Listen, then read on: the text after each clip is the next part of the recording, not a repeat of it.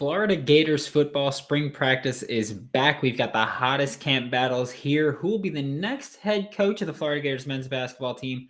And why I think the Florida Gators can beat Iona tonight in the first round of the NIT. Only here on Locked On Gators. You are Locked On Gators, your daily podcast on the Florida Gators.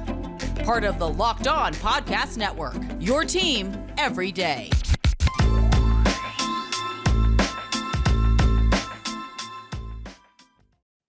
Hello and welcome back to another episode of Locked On Gators, part of the Locked On Podcast Network, your team every day. Thanks for making Locked On Gators your first listen of the day. We are available daily and free wherever you listen to podcasts. Happy Wednesday. I am Brandon Olson. You can find me on Twitter at WNS_Brandon, my written work with Whole9Sports.com. And again, asking that you like, subscribe, leave a comment. Let me know what you think of the show. Leave a review. Let me know what you think of the show. Or just straight up, find me on Twitter. I don't care. Just let me know how I can make the show better. Don't forget that the links are in the description below for the Run Your Pool Locked On Gators competition, pool, whatever you want to call it. That's what we're going to have fun with. But Florida Gators football is back, and the spring game is April 16th. Practices started yesterday afternoon. We are 1 month away now. 1 month away exactly from this spring game, 1 p.m. And there's still a lot to figure out for the Florida Gators football team, primarily that quarterback battle that we've spent so much time this offseason talking about, where now it's finally going to come to fruition a little bit.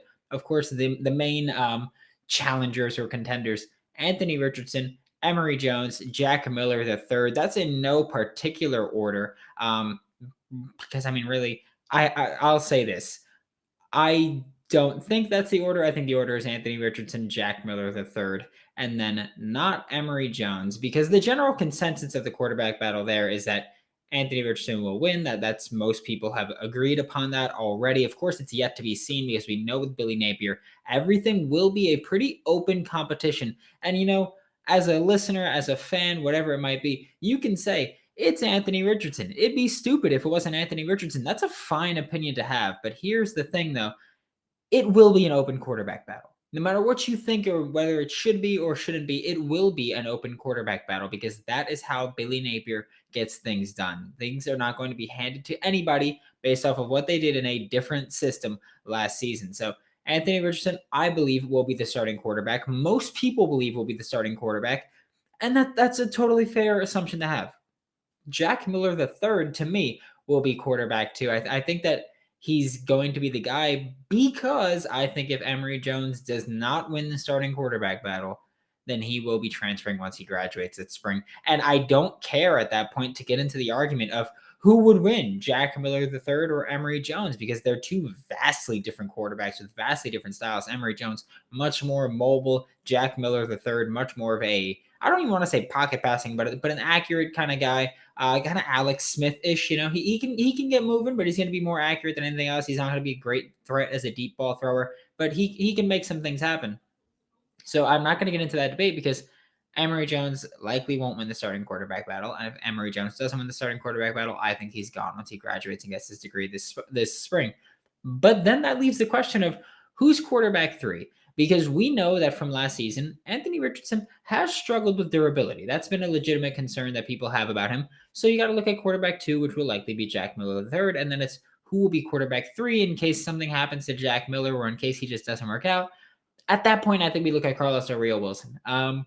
He's still very young. He's got a big arm. He's mobile enough to get things done. So I think that it'll go Anthony Richardson, Jack Miller III, and then Carlos Del Rio Wilson as QBs 1, 2, and 3. But of course, we will see how things shake out through camp, how Anthony Richardson's knee is doing, who will be QB1 for the Florida Gators at the end of spring camp. Next is the running back battle. So we're going to stay in the backfield. This is another big battle for the Florida Gators because like I've discussed so many times under Billy Napier, this team's going to run the ball a lot. It's going to go very wide zone heavy. They're going to do that quite a bit. They're going to go a lot of 12 personnel, which is 1 running back, 2 tight ends, 2 wide receivers, 5 offensive linemen, and a quarterback, of course. So we're going to see a lot of running the ball here.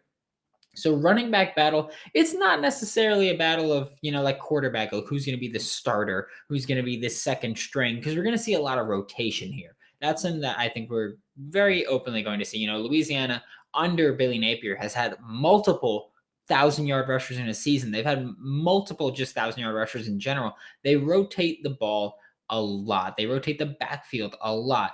So I think we're going to look at Montreal Johnson's a big guy here. Trevor Etienne is someone to at least take a look at, but obviously this is just the battle in general. DeMarcus Bowman, Lorenzo Lingard, and Naquan right here.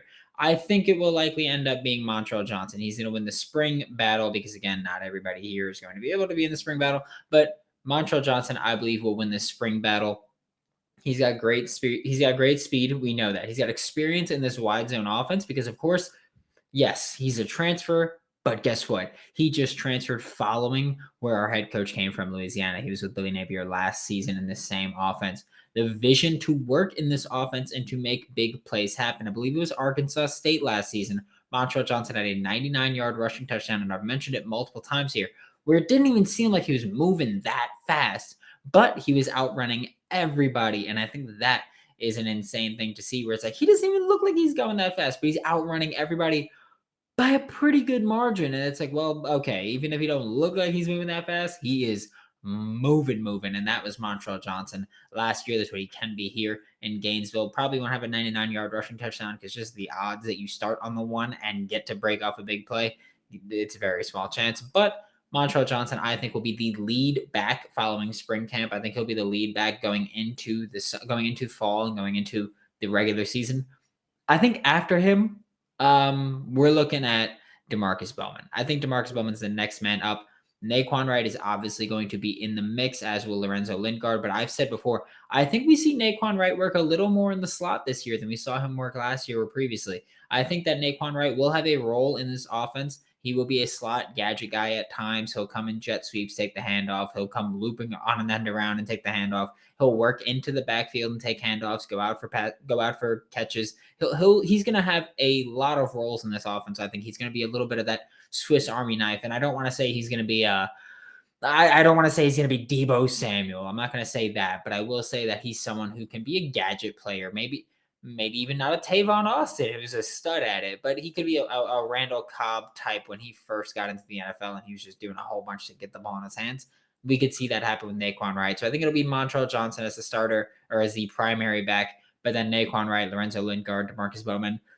And by the time fall ball happens, Trevor Etienne will be working his way there as well.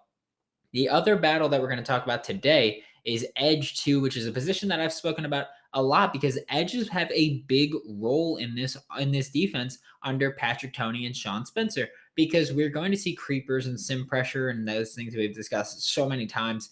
But Edge 2, as an edge, you've got to be able to drop back in coverage. Brenton Cox Jr., he is the obvious Edge 1 right now. He's not going to be dropping back in coverage as much. He's going to be dropping back in coverage more than we saw last year, but less than we will see Edge 2 drop back in coverage this year. You look at Edge 2, and I think you got to look at Princely Umanmielen. I think you've got to look at Chief Borders and Lloyd Summerall as the big three guys. There's Dante Zanders is around there as well. It's a lot of players that are going to be in that little battle, but Princely Umanmielen, I think, will be the main guy, with Chief Borders rotating in quite a bit with either Princely or Brenton Cox Jr.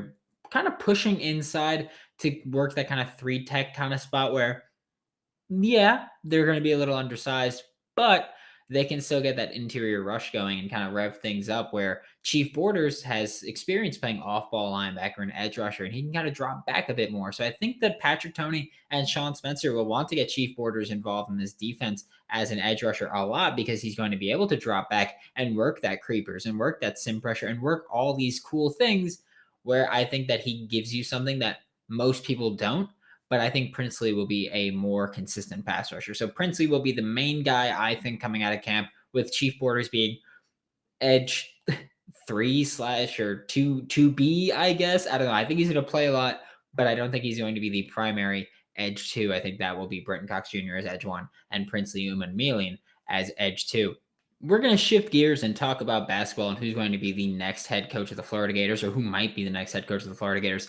But first, we're going to talk about a different kind of basketball here. Does anybody else participate in March Madness brackets every year and suck every year? I could say it's a different kind of basketball because Florida's not in March Madness this year. They did not make the NCAA tournament, so Woohoo! Stat Hero is how I'm going to participate in it. Stat Hero's NCAA single game pick'ems pits star players against each other in a hybrid of fantasy and sports gambling. Stat Hero gives you the advantage, resulting in their gamers winning 4 times more often.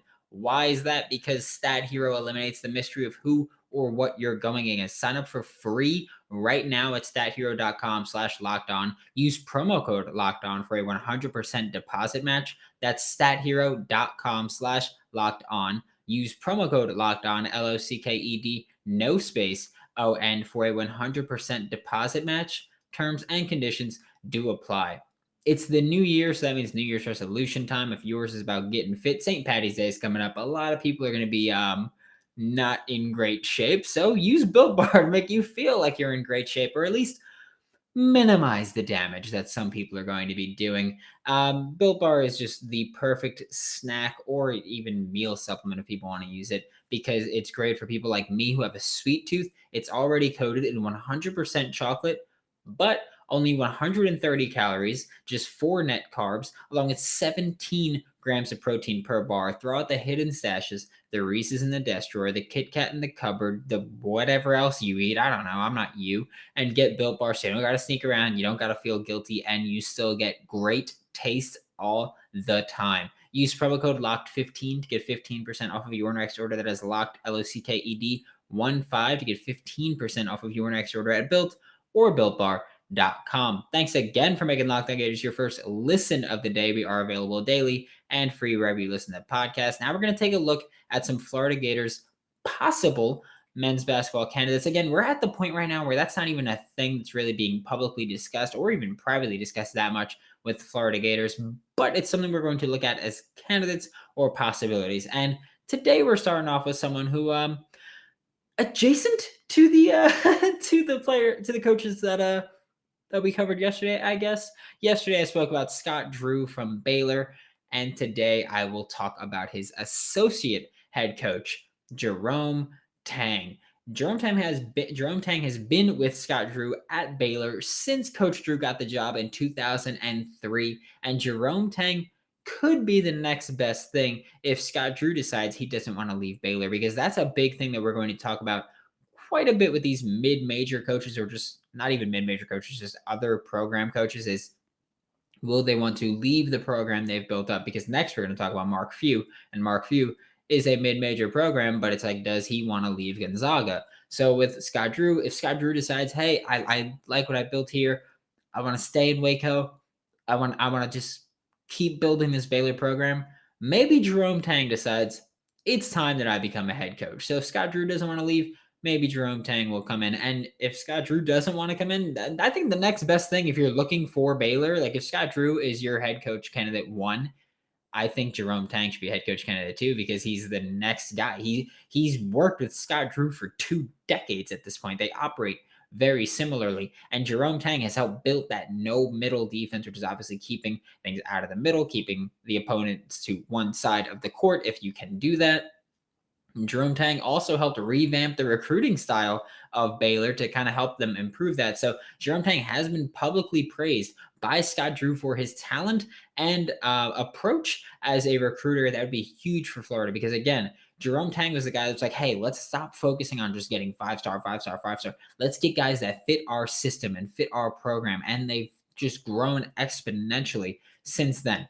It would probably be a rough first season for Florida, given the lack of overall talent and depth on the roster for 2022. You know, a lot of guys are older and leaving and going to the NBA, and I'm sure there are going to be transfer outs, of course, and I'm sure that a lot's going to happen. So there's probably going to be a little bit of a change, but Jerome Tang could be a massive program builder for the Florida Gators, and he knows how to get it done, because like I mentioned yesterday, Scott Drew took over Baylor in 2003 in the midst of a scandal and turned them into national champions. Last year, they won the national championship. Scott Drew was there the whole time and could build this program up just as well. But it'd be a lot easier to build up the Florida program because you don't have sanctions. You don't have scandal going on. You already have these Florida recruits. You've got so much that you can do, and a program that's already prestigious, where Jerome Tang, look, I don't want to be just like a Florida homer and talking about, oh, the Gators are so great. The Gators are so this. But I will say that one of the things when Billy Napier got hired for the Florida Gators was, I want to be the perfect situation. And for Jerome Tang, you're going from an assistant to a head coach at an SEC program with SEC resources and Florida athletes and just so much going on where I think this is that for Jerome Tang. And I don't think Florida's that for everybody. But I think for Jerome Tang, Florida could be that perfect first head coaching job that he would get. I mentioned yesterday also that Baylor is the best mix of offense and defense, according to ESPN's Chris Spatola. So why not bring in the guy that helped build that program? He didn't have too much to do on the offensive side of the ball for Baylor, but he did have a lot to do with that defense and that recruiting. So bring in the guy that helped become a program builder for Baylor and Jerome Tang. And then we're going to talk about Mark Few from Gonzaga. But first, like yesterday with Archie Miller, I brought in Jacob Rude from Locked On Hoosiers. Today, I brought in Andy Patton from Locked On Zags to give us a little rundown on Mark Few. Andy Patton here with the Locked On Zags podcast. It's that time of the year in March, not just March Madness, but it's that time when teams start thinking about trying to hire Mark Few away from Gonzaga. He's been there since the early 90s, head coach since the 2000 season, and quite frankly, if it was going to happen, it would have happened by now. Mark Few got offers from Indiana. He got offers from Oregon. He got tons of other offers that have not been reported early in his tenure in Spokane. And now this program has built itself into a legitimate powerhouse. The budget is not an issue in Spokane. The pay is not an issue in Spokane. They have started recruiting number one caliber recruits. Chet Holmgren, the number one recruit in the country. The domestic recruiting is on point. The international recruiting has been good for decades. Mark Few, avid fly fisherman. I know it sounds like a joke, but his affinity for fly fishing in the area of Spokane is part of the reason he has been here for 2 decades.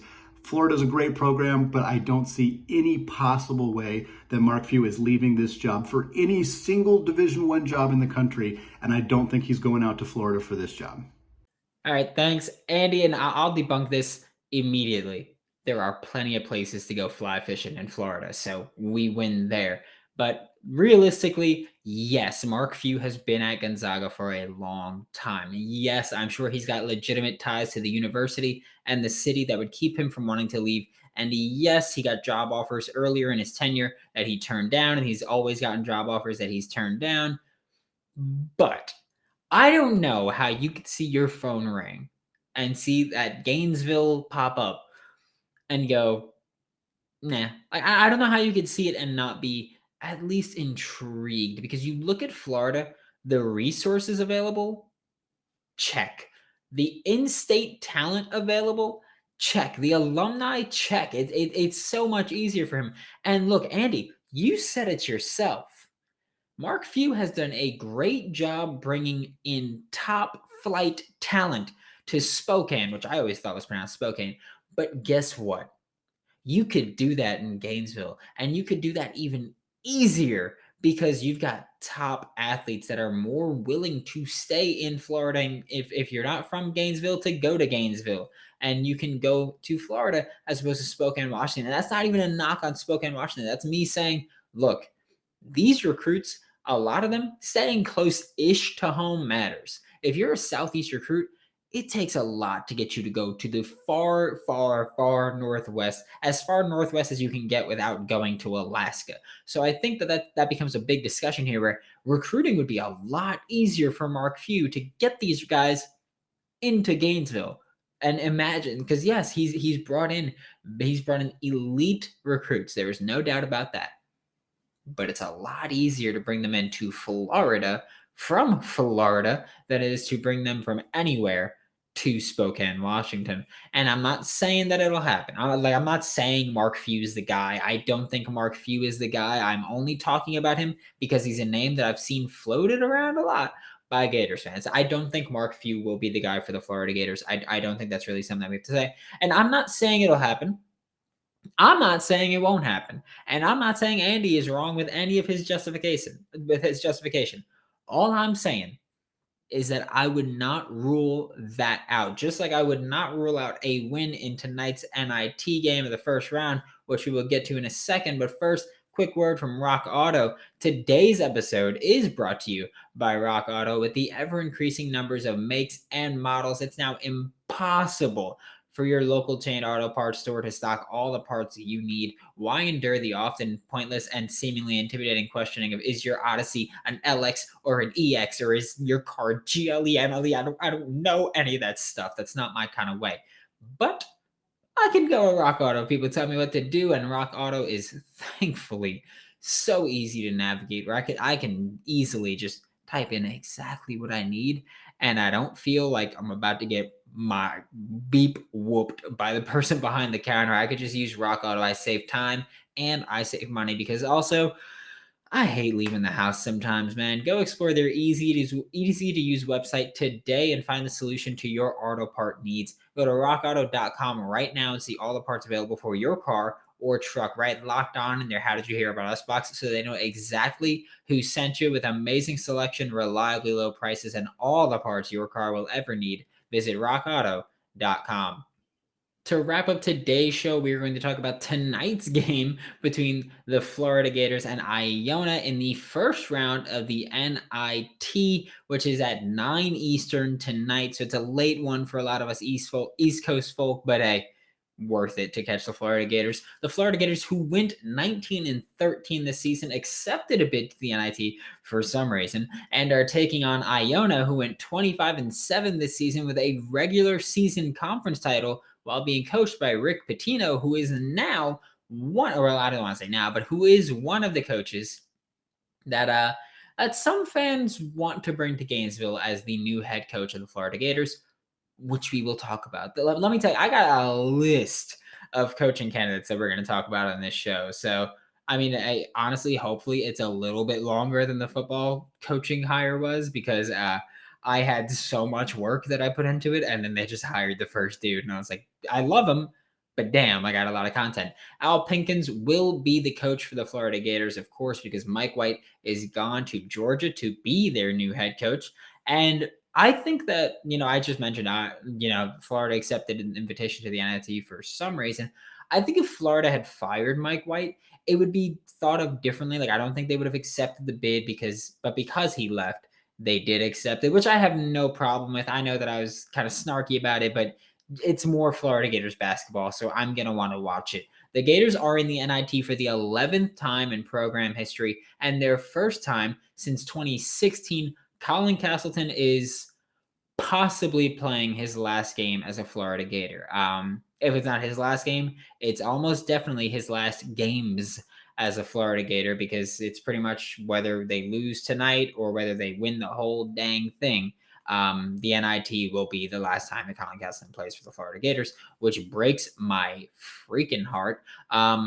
But it is what it is. He's currently got 116 career blocks as a Gator. That's not including his time in Michigan. That's as a Gator. He's done that in 50 games. Every player above him has done it in, I think the number is, in a minimum of 100 games. So he's the only one that's done it as quick as he's done it. There are 5 more blocks that he needs where he can get throughout this tournament, whether that's one game or the whole thing. 5 more blocks he would need in this tournament that would put him above Udonis Haslem and give him the 9th all-time in Florida history in ranking of blocks. And if he got 5 blocks, he would be tied for 7th most by a individual Florida Gator in a season. So he's got a bit riding on it. We've seen him get more than 5 blocks in one game before, so that's not even a big thing. But we've seen him get 6 before, and that could put him even further. So if he has a few strong performances, if the Florida Gators make it 2 or 3 games, we could be talking about Colin Castleton really sliding himself up that block list. And again, it's so impressive that he's done it in 50 games at this point. And that's just, honestly, you see how I'm struggling to speak? It is that mind-blowing that Colin Castleton has been so efficient and so effective as a shot blocker that he's doing this in 2 seasons. Iona does a great job of taking open shots for their offense and not forcing anything, and keeping their offense relatively up tempo. So that might kind of keep things away from Colin Castleton, where Iona, not that they're hesitant to do things, but they're not going to just force shots up just for the sake of forcing shots up. I do think Florida is going to try to pick things up offensively during the NIT because with Mike White gone and Al Pinkins taken over, Florida under Mike White had the 292nd fastest offense, which is bottom 50 in college basketball. So using Ken Palm's adjusted tempo rating. So I think we see them pick things up. I think one of the areas where Florida can really take advantage of Iona tonight is that Iona doesn't do a great job of taking care of the ball, which I know is so ironic considering Florida is awful at taking care of the ball, but Iona does struggle as well, and Florida is a better defensive team than Iona, so I think that they'll be able to take advantage better of Iona's reckless offense, I'll say passing the ball or taking care of the ball. I think you obviously also have to, when you look at this game, take into account the strength of schedule, which if there's any sport that doesn't matter in, it's college basketball because anybody can beat anybody at any night. But Iona really did not play a tough schedule at all this year. And look, I mean, the one time they played a great team, it was Kansas, and Kansas beat the brakes off of them. And I'm not saying Florida's Kansas, but I'm saying Florida's better than most of the teams in the MAAC. So I will give Florida credit for that. I am very interested to see what the roles of Niles Lane and Kawasi Reeves will be in this one because they carried the Florida Gators in the SEC tournament against Texas A&M. It was a loss, but they carried the team. So I'm curious to see, and also they're two of the few Gators that will be back in next season. So I'd love to see just more from them because we got all off season to talk about them too. But I was thinking for the best lineup for this game. I'd love to see the lineup of Tyree Appleby, Kawasi Reeves. So bear with me here. Tyree Appleby, Kawasi Reeves, Flan Fleming, Niles Lane, and Colin Castleton, or replace Flan Fleming with Anthony DeRuggi and move Niles Lane more to the 3 spot. I think that gives the Gators scorers on all levels, defenders, and better rebounding, and someone who, if Tyree Appleby is on, is one of the better playmakers. I think he's one of the better playmakers around if he's on, but that's just so inconsistent.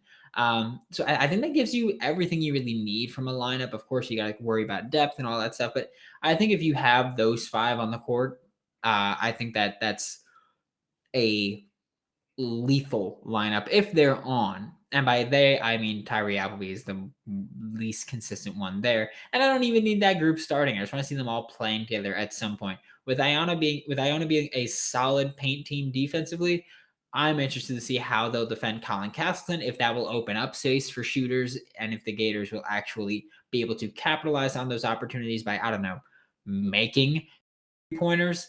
I'm not sure how far Florida makes it in the NIT, but I do think that they win tonight, and I'm taking the over because I'm pretty sure Vegas is going based off of point totals and tempo and all that stuff. But I think that Florida will go up tempo, at least in the NIT. I'm banking on that pretty much. So I'm taking Florida. I don't know the spread. I think the spread was -4.5, but I don't bet until closer to game time. So I don't know what it'll be at that time.